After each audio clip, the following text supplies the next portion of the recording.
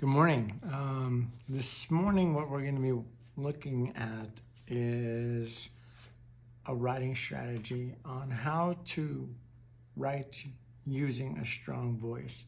And how we're going to do that is by looking at two pieces of informational text, and we're going to assess them really quick. And I'm hoping not to take a lot of your time this morning. There should be a photo attached to this blog in which there are two pieces of writing on one page, like the one here and the one behind me.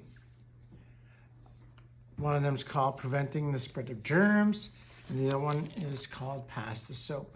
So what we're going to do is I'm going to read them, and then we're going to take a look at how they use their voice in writing, because everything has a voice. You know, if you notice when you're talking to your family and you're talking to your friends, you use a different type of voice, different words. There are things you'd say to your family, and there are things you'd say to your friends. Even when you go to work. I'm not using my regular voice right now. So we're going to be reading these two pieces of informational text. All right, so writing has a voice, just as speech does. Writing is more interesting to read if it has a strong voice, the suggestion of a definite personality that comes across to the reader. Okay, so it has to come across to the reader. How are you going to do that? There are different things writers need to think about to create strong voice in their writing.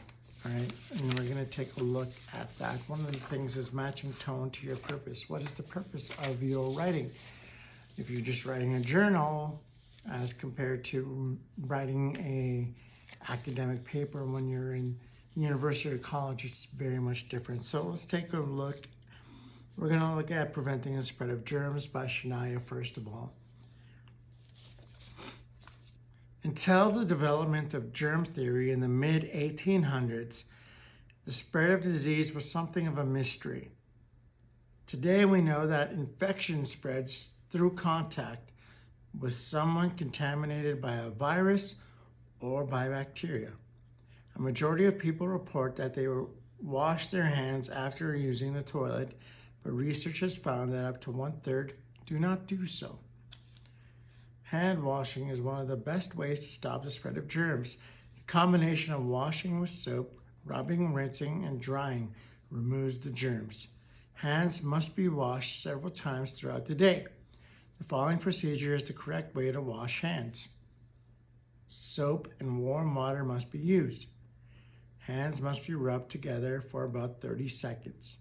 This action breaks down the tiny bits of grease, fat, and dirt that germs cling to. Hands must be completely rinsed, and hands must be thoroughly dry. So in this text by Shania, you can tell it's a little more formal, all right? She knows the purpose of her writing. She knows it's for maybe a mark or, for a teacher. It's for someone academic. Like I said, there's a difference between writing a journal and writing a paper, and this sounds more like a paper. Now we're going to read Pass the Soap by Joel. We know that germs spread through contact, and our hands are the biggest culprits. If you touch something that has germs on it, and then touch your mouth, eyes, or nose, you're giving germs a highway right into your body. Researchers have found that up to 1/3 of people do not wash their hands after using the toilet, even though they say they do. Think of it.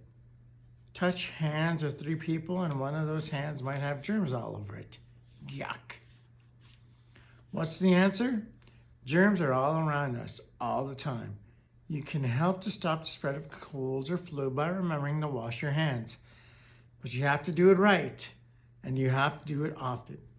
You've been washing your hands for years now, so you probably think you're an expert. But are you? Here's what you have to do. Use soap and warm water. Rub your hand together for 30 seconds. Sing Happy Birthday twice. rinse well, dry well.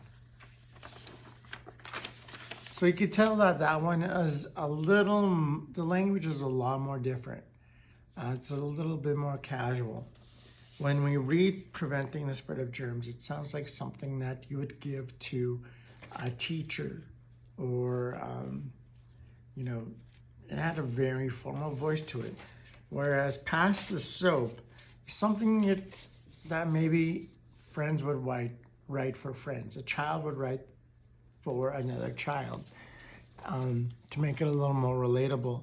So when we're talking about tone to purpose, remember your audience, who you're writing for. Match your word choice.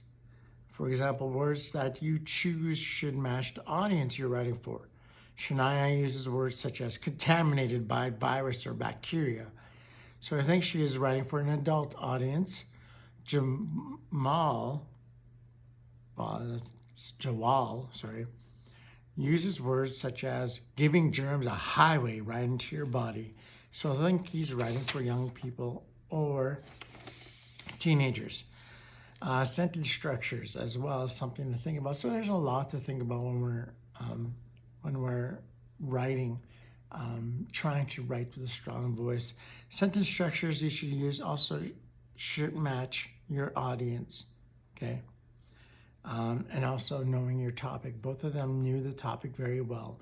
They knew that germs are everywhere, and if you touch something, if you use the bathroom, you should wash your hands. And they gave you both the same breakdown on how to wash your hands. Jamal's was a little more informal. I mean, you're not going to be in an adult washroom saying happy birthday twice, right? Anyways, they both have a very strong tone, except for Jawal. Jawal was very more colloquial or very more directed towards adults and towards children, okay?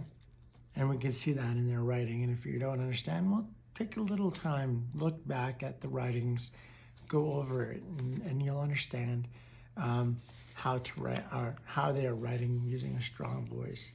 You guys are going to be doing an assignment in which you have to write using a strong voice. You're going to be writing a formal letter, and with that, you need to use a strong voice, okay? There's going to be a couple of questions down below, and they're short answer questions, such as which piece of writing do you prefer to read? If you look at Shania's and Jawal's, whose writing do you prefer? And which piece of writing would you use if you were conducting research on germs and bacteria? Would it be Shania's and Jawal's? And you're going to give some support to that, okay? So I like reading Shania's because, or I like reading Jawal's because. And what do you need to remember if you want to develop a strong voice in writing? And I gave you a few things. One of them is match your tone to your purpose. If it's something formal, you want to match that tone. Match your word choice. Look at your words. You're not going to be like using words like finna, in academic writing or writing to your teacher or your principal. Sentence structure and knowing your topic. Okay, 4 very important things when writing with a strong voice. Hoping to see you soon. I'll put those Google Forms down below. Please answer the questions. Hopefully, if you have any questions, feel free to contact me. You guys should have my phone number or my email address. I'll talk to you later. Have a great day. Bye.